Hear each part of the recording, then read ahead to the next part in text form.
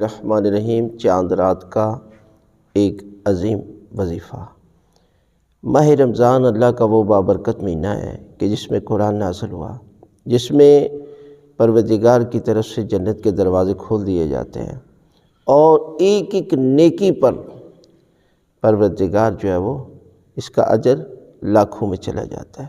ایک آیت پر پروردگار پورے قرآن کے برابر اجر و ثواب دیتا ہے۔ لہذا ماہ رمضان کے چاند دیکھنا بعض علماء کے نزدیک واجب ہے کہ آپ چاند کی زیارت کریں، اس لیے کہ وہ عظیم مہینے کا چاند کس قدر عظیم ہوگا۔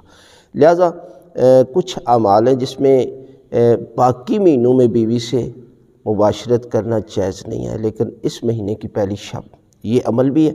غسل کرنے سے پروردگار جو ہے وہ پورا مہینہ گناہوں سے بچا لیتا ہے اور پروردگار بڑی بڑی بیماریوں سے پروردگار جو ہے وہ آپ کو محفوظ رکھتا ہے۔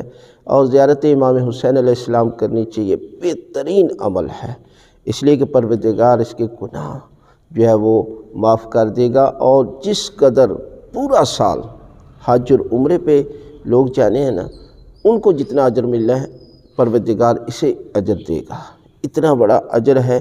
اور اس رات اگر آپ یہ نہیں کر سکتے تو زیارت امام حسین علیہ السلام کی تلاوت کریں، اور وہ بھی اگر نہیں کر سکتے تو کم از کم 2 سلام امام کو ضرور پیش کریں۔